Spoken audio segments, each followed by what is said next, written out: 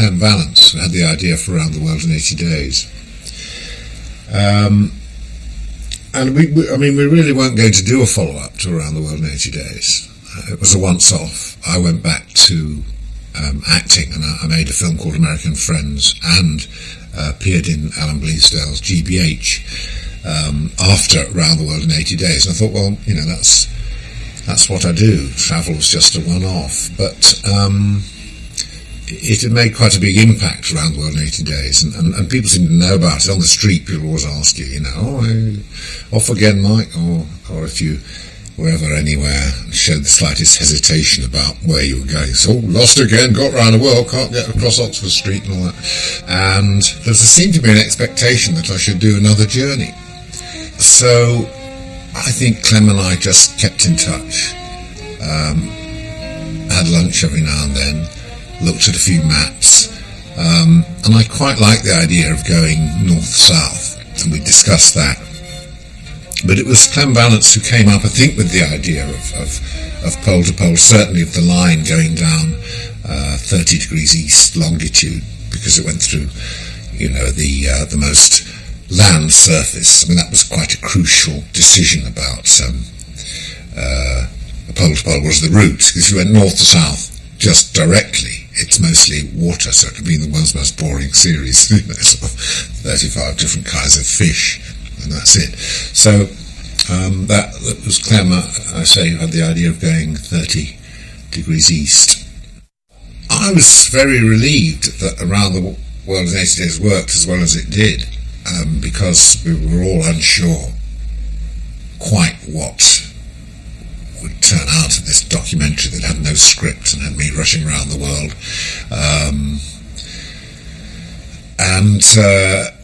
The fact that it had been very popular in terms of audience, and also that the book had sold amazingly well, made me feel, well, we've achieved something.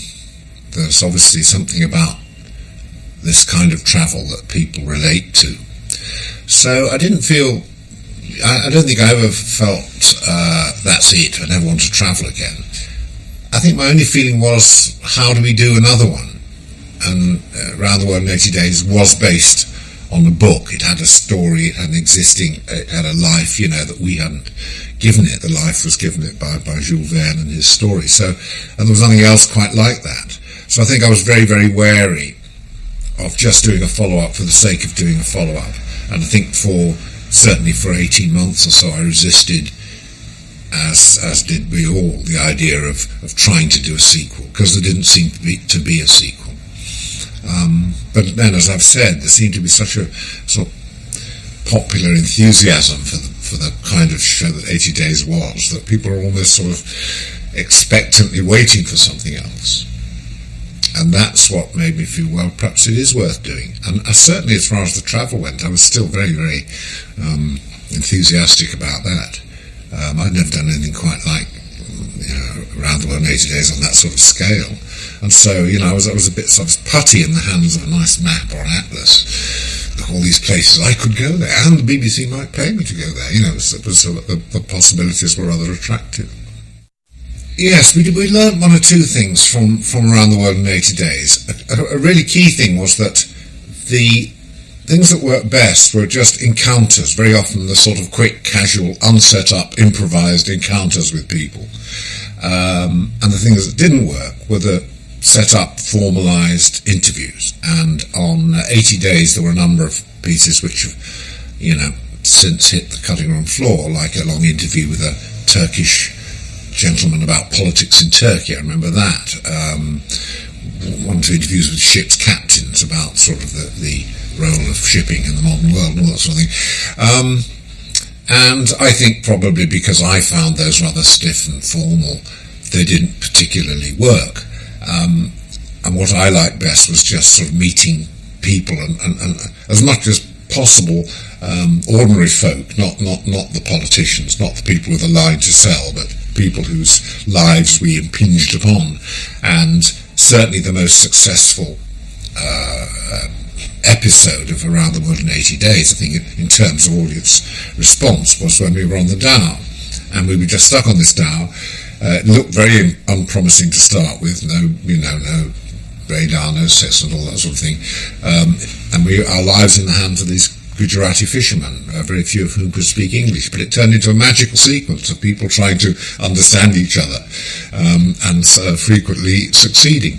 So I think we did feel that interesting people in unusual locations was the formula that worked best, and we were wasting our time if we got a sort of ordinary study and somebody going on 15 minutes about the world situation. That was going to be a waste of time. So I think we felt that being on the move and shooting as spontaneously as possible was what was working. And as I say, very often it was just it was worth taking risks. Sometimes in 80 days we thought, well, we'd better prepare this. We'd better tell them what I'm going to ask them if they could hand the ticket over in a certain way. More traditionally sort of documentary approach. And I think we decided you don't need to do that. Sometimes you can just go in there and wing it and hope something will come of it, and spontaneity works best. And I was always rather like that. I never really liked doing second takes of anything, because I miss the sort of moment when you struggle to make communication, or you sort of drink something you probably shouldn't have drunk. I mean, it happens once, and that's I find the best time to get it. So we learnt that from 80 Days. This was what worked, and also I think that 80 Days, oddly enough, was actually one of the most relaxed things we've done. Although there were moments of intense pressure, there were also 12 days on a boat going across the Pacific where we barely filmed anything because there wasn't that much to film. And I think we felt when we did Pole to Pole that we could maximise our sort of our work and our output more by just having fewer days when there's nothing happening, and try and make sure you're in places where something is bound to happen. And that's been the pattern since of all the programs, and I think that was something we learned from 80 Days. Use the time. Don't sort of get stuck in a situation where you can't film for several days, because that's a waste of everybody's time and effort. The one area that concerned us with Pole to Pole was whether we could recreate this time constraint, these deadlines, the feeling of deadline that 80 Days was all about. And I think we honestly felt that was our most vulnerable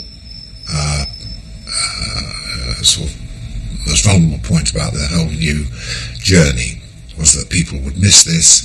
So we tried to recreate it. We had day numbers, which we still use actually quite effectively, on the bottom of the screen. We'll have those. We'll try and create some sort of deadlines within the journey itself. Michael's got to get to a certain place, to get a ship at a certain time. The rainy seasons are coming. He's got to get out of Sudan at this time and all that. So we over-egged those a bit, although in the case of the South African supply ship to the pole, that was genuinely a real setback. But there were slightly, I remember thinking there's slightly false goals. Because Around the World 80 Days was a story, and it was there, and it was 80 days, and that's that. Pole to Pole in, whatever it was, 253 days doesn't really mean anything. But we kind of tried to, play up the various deadline situations at various points during the journey, and that Michael's got to move on. And in many cases that was true. I mean, any journey you make like that, crossing lots of different borders, you have a lot of problems. You can't plan the whole thing out in advance and hope it's going to work like clockwork. You're going to lots of different countries, different governments, different administrations, different security situations, different passport requirements. So you are going to come very often to situations where people say, sorry, we can't do it today, come back next month, and we have to argue our way through that. So there were certain moments within the journey that were deadlines that we sort of had to meet.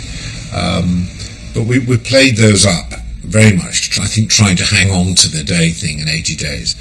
And the huge relief at the end of Pole to Pole, when it went out, was it didn't seem to matter a damn. We still got the audiences we got for 80 days, and I think people seemed to accept, well, yes, there were moments when there was time problems, but basically they just were fascinated and interested in the number of countries we went through and the people we met and the cultures. So in a sense, the sort of day deadline, the time deadline became less important. But having said that, we had to shoot the whole thing. Well, it was about 5 months, I think. We had about a 10-day break, no less than that, about a 4 or 5 day break at Aswan when one of the boats didn't leave. So it was actually quite tight, and always, you're working to a budget, and you have to keep moving. So there was in a sense no let up. It was just as tough as doing 80 days. In fact, much more so. 1991 was an extraordinary year for change, and that was the year we were travelling, and we were travelling through a lot of the countries that had changed. The major change, of course, was that the Soviet Union was still in existence when we went through Russia, well, what's now Russia, Ukraine and Belarus. It was all part of the Soviet Union, and it was quite unthinkable at the time that the Soviet Union would collapse within the near future. I mean, I don't think anybody really realised that. There were some problems, it was a bit wobbly, but the fact that we went through in July and in interviews with the Ukrainians who said, one day we will have our country back, not in my lifetime, maybe not in my children's lifetime, but one day. They had their country back by December. I mean, that was extraordinary. And then it got down south to Ethiopia, where Mengistu was a very, very repressive dictator, a very cruel dictator, had been in power for a long time. He'd just been kicked out by a sort of citizen army of young teenagers from up in the north. So that was a major change of situation in Ethiopia. Zambia, we get in there on the day that Kenneth Kaunda loses power after 26 years. And then South Africa, where apartheid was beginning to sort of collapse. I mean, it still was sort of official policy, but it was beginning to change within a couple of years. Mandela came out and all that. So an extraordinary year of not just governments, but whole systems sort of collapsing. I mean, I'm not taking credit for it, but the places we went through, they sort of seemed to collapse behind us. Oh, sorry, not our fault. But it made, it gave a little extra element of excitement to all the countries, especially Ethiopia, where there was a real sense of celebration. And I think if we'd gone to Ethiopia a year before, we just wouldn't have got the interviews. We wouldn't have got the sort of the upbeat sort of feeling, the excitement that was in the air that we got when we went through. And the same with Zambia. So it was coincidental that we actually chose one of the most momentous years in history, I think, to go through Africa and Russia. How many of the 23 toasts in Novgorod do you actually remember? Novgorod. Well, I just have to do what I'm asked to do. If I'm asked to appear at a banquet in Russia, I know there are going to be a few vodka toasts. It's just that there's going to be one toast for each person, and there's going to be a follow-up toast. So when you see the table filling up with about 10 or 12 people, it's going to be a heavy evening. And the vodka was not, as I remember, legal vodka. It was all illicitly brewed in his garage. So, I mean, this is quite potent stuff. And I just lay back and thought of England. And I don't know, around about 18 vodkas, I think I was kind of fairly mellow. Unfortunately, it was one of those moments when you wish you had the camera still running, because next morning I woke up with absolutely awful headache, and had to change rooms in the night because a big party official was coming to the hotel, so the room I had was going to be set aside for him, so I was put in this little downstairs room, and I was slightly disoriented, and I got up and I just had to, something had to come out, so I rushed to the basin, as one does. and sort of clung to the side of the basin. I was just about to throw up when I looked down and I realised that the basin's not attached to anything. I'm looking right through the plug hole, and all I can see is my feet.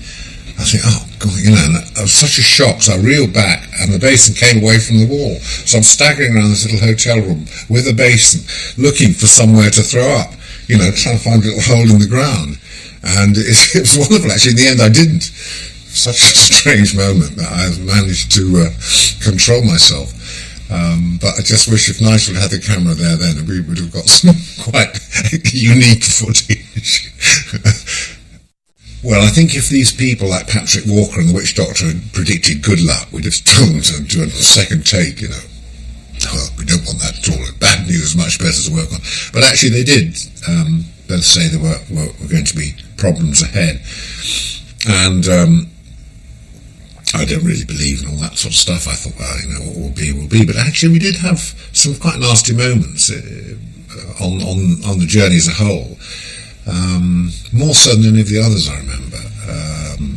The very first landing at the North Pole was one of the scariest things I've ever done. One of the few moments where I really felt that I shouldn't be doing this. This is irresponsible, not fair to my family and friends and the crew and all that, bring them up here just to go from pole to pole when we were trying to land on a moving ice floe, which had ridges on it, so the plane could have turned over. It was all bad news there, but we fingers crossed we got down and were able to do that. And then, there were other moments. I think there was that kind of feeling in the Soviet Union of a slightly sort of a tension, something not right. People sort of very unhappy about the way things were. That was sort of buzzing around. Then, of course, in Sudan, we were not allowed to go south of Khartoum because of the civil war. And we managed to get these Eritreans to take us across the border. And, that was a memorable 24 hours. We tried to struggle through these roads, which already rain had fallen. They were deeply pitted and rutted, and the tracks were difficult, and the vehicles kept getting stuck. We kept having to pull them out. It was probably the worst 24 hours filming I can remember in terms of sort of discomfort and also the feeling, where are we going? We're stuck in the middle of fields, we've lost the track, no one seemed sure where the border was, or even if we were going to be able to cross it when we got there. So that was it was kind of very difficult period, and sort of morale got quite low then. So there was a certain pattern, and then we went to interview the Witch Doctor, or the healer, I should say. He's a healer as far as they're concerned there. This is much better medicine than what you get from Roche Chemicals or, the international drug companies. So, maybe they're right. Anyway, he was a rather sort of strange-looking character, and he did say that I'd lose my money and possessions and all that sort of thing. And within a few days, things did begin to go very wrong. Almost that, the night after I saw this Dr. Biella, I had this terrible semi-fever, which I've never had before, real hot and cold sweats. I've never had that. It came on very, very quickly, and most of the night I was just either shivering or I was very, very hot. Again, couldn't get this on camera because Nigel was quite rightly asleep, and I was shivering on the only loo in the place, this camp. And then I sort of got over that gradually, and we moved on. Then some bags were being sent on by Zambian Airways, something like that, just went missing and were never found. And that's the only time I've ever lost gear on the whole journey. And then we went whitewater rafting in the Zambezi River, at the end of which I was persuaded to get out of the raft and swim down the last rapid, and hit rocks underneath the water quite hard, and in the end cracked 2 ribs. This was all within a very short time of meeting Dr. Biella. And Dr. Biella had said to me, I'd asked him, is there anything I can do, if these curses or these problems will occur? And he said, he gave me a bit of tree bark, and he said, here's some tree bark. He said, just grind this up into powder, rub it all over your body and wash it off, and you'll be okay. So, I thought, joke. And after all these things had happened, I've got this tree bark. I found it in the bottom of the bag, and I got it out when no one was looking, and I sort of ground it up a bit and sort of put it onto my back and washed it off. And after that, things were fine. So, but actually they weren't fine, because of course the sting in the tail was not being able to get the boat out of Cape Town. There's actually another thing that we were trying to, that we learned from 80 Days and wanted to carry on, was always travelling on the surface, if at all possible, not to take planes unless we absolutely had to. And that's why I wanted to call it originally pole to pole by public transport. But that was very important to us, to give the idea of surface travel. And so, somehow having to cheat at the end, go to South America and then down to the South Pole that way seemed a real setback. So that was another thing that went wrong and was not the way we saw things. So yes, there were actually quite a number of moments in the journey which quite some difficult. The problem with me is I'm a bit impulsive, and part of my life is very, very safe and organised, and then there are certain moments where I do very silly things, and I know this will happen, as long as I live. And whitewater rafting was fine. It was jumping out of the whitewater raft on the Zambezi, which was a silly thing to do. And the reason it happened was that we'd filmed quite exciting and dramatic whitewater rafting, and speeding down, and this terrific torrents coming in, totally submerged at certain points. But it's really exciting, great thrill, and I felt perfectly safe. Then the camera was put away, we'd finished the filming, and the people I was with a group of Zimbabweans, and they just said, oh yeah, a great thing is to swim down a rapid, this last rapid, just swim down it. I said, aren't there rocks under there? They said, oh no, absolutely no. I mean, they're a long way down. So I wait on the back of this rubber dinghy, and the guy who's in charge tells people when to go. Right, go. He says, go, and you just drop off the back and just, and so I dropped off, and I sort of tumbled down under the water, quite a long way down, and I felt this sharp jab into my back on the right hand side there, and I knew I'd hit a rock, and I just was so I was so indignant, because I knew there were rocks down there, but we'd been over them for the last sort of 4 hours. So I came up to the surface and sort of shouted, and I saw these people just swimming quite happily off towards the shore, but they were on the other side of the boat and I was on one side, and so I shouted up, you bastards, and then went down again, submerged, and hit another rock, this time on my lower calf, front of my calf. So I'd been bashed in 2 places, and I came up and then swam to the shore. And apparently, my indignation was a very good thing, because I'd gone quite a long way down for some reason. And the best way, when you come up, you just have to expel the air as quickly as possible. So my impassioned scream of abuse at these people who put me in this situation actually probably saved my life at that time, or whatever, saved me from getting ended up quite nastily sort of bashed around again. But I got to the shore, and it was fine, and there was a long, quite difficult walk up, which I managed to even help the crew with some of the gear. But then just that night I got terribly stiff, and it was absolutely impossible to sleep. And a couple of days later I got to a hospital where they x-rayed me and said, yeah, you actually cracked 2 ribs, and there's nothing you can do. You just got to carry on, they'll heal in the end. I said, I'm going to the South Pole. I said, well, bad luck. And the next shot I was doing the next day was cycling across the gorge, the Zambezi Gorge. Most stunning, extraordinary location. That was on a bike with 2 broken ribs, so if you actually look at the tape, sort of moving rather gingerly all the way until we get to the South Pole. But there again, it was a moment which we didn't get on camera. And the director said, I thought rather meanly, Roger Mills said, next time you do that, make sure it's on camera. Oh, thanks, as though I meant to. But looking back, I mean, that was the only time in any of the journeys where I really did myself a serious physical injury.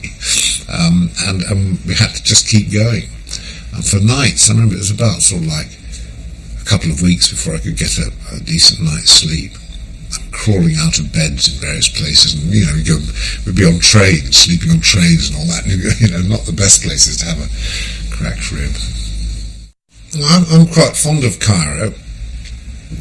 I like it because it's, to me, the sort of essence of a good city to travel in. It's very unfamiliar, very strange, very different. The way of life there, the way of, the buildings, the food, the religion, all sorts of things, are basically quite different. I mean, you see camels waiting at traffic lights and things like that, just don't really see anywhere else. But at the same time, it's got a very, very long history. So you do feel you're in a city which has been important for thousands of years, much longer than any of the cities at home. So you've got that feeling of important events having happened there and being at the centre of events. And I quite like the fact it's very lively. I mean, it is. I remember the traffic only moved when the light was red, because no one could ever get across in green. Just at the very end of the green light, there was a little gap, so everyone would move on the red. So the traffic lights were completely out of sync, so people only moved on the red traffic light. That was very sort of Cairene. But there's some places you are glad to be back in, and you feel you're in a sort of friendly place, and some places are a bit threatening or a bit dull, but Cairo is neither dull nor threatening. I found it very vibrant, very exciting. Well, the globe had become a bit of a kind of icon of the journeys, and there'd be various moments when you say, Michael, it's time for a globe sequence, so to blow the globe up, and we'll sit in a train and say, we're rocking along, we're in Estonia or something like that, and we've only done this bit, we've got to go all that way. So it was pretty useful, and I found it useful also for sleeping on. Half inflated, it made a very good, very nice little pillow. I had to avoid sticking your head in the sea, that's the only thing, drenched. Anyway, it had its uses, but it was I think in the back of my mind, it was becoming a bit of a cliche. And the decision to abandon it at this school in Kenya came quite spontaneously. We were revisiting this school where I'd filmed a film called The Missionary in 1981 or something like that, and there was a school building, and I used the globe to give them a little talk about my journey and all that, and it just seemed a nice thing at the end to say, well, I'll give this to the school. I wanted to give them something. And I couldn't give them anything sort of that would be tangible. Say, well, we'll give you a new door in 5 years' time or some money to build it. But the globe was there. It was a tangible thing. So I said, look, have it and learn about geography. And just as we were leaving, I could see all these children at the back of the school having a wonderful game of football with it. So, it was kind of, it may not improve their geographical skills, but I'm sure Kenya's chances in the next Africa Cup will be greatly enhanced by kicking the world around. The news that we weren't going to be able to get the boat across to Antarctica actually came through before we got to Cape Town. We knew about 2 weeks before that there were real problems. And they were trying to be very helpful, but this is a once-a-year supply ship for the South Africans. And they said, well, we've got 3 berths, but we haven't got 6, or whatever it was. And, it's impossible. We need all the crew there, and Basil to take the photos and all that. So, and it wasn't possible to sort of split the crew at that point. So we reluctantly had to take the decision to try and get to Antarctica another way. But it spoilt everything. It spoilt all the symmetry. It spoilt going down the 30 degrees east line. It spoilt our determination to go on the surface. It spoilt what I thought could have been a really good adventure. I wasn't really looking forward to be honest, going across the Southern Ocean, which is notorious as the roughest sea in the world. But I thought, well, we'll this might get some interesting stuff. So disappointed on all those counts. But in the end, it turned out that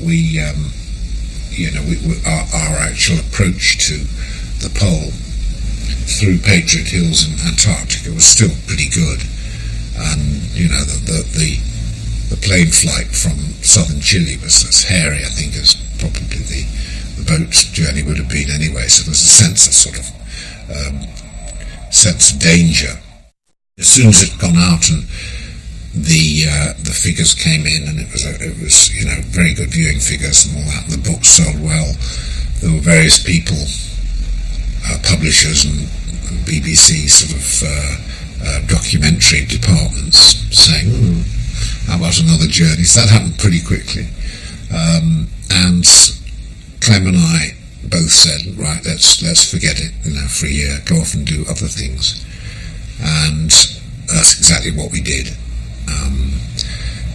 And although ideas did come in, we didn't really put our minds to any new project for another couple of years. And I went back, I think I wrote a novel during that period or something like that, and began work on Fierce Creatures with John Cleese and all that. But, again, you have to... There's quite a long period after making a series when I have to do publicity and go and talk about it, and you have directors and myself will get together and say, how did that work, and what's the feeling, have we seen this in the newspaper, or what about the figures, and then you begin to automatically to think about where might we go if we ever did another one. And but it was about a couple of years, I think, before I had the idea of going around the Pacific Rim, which became full circle.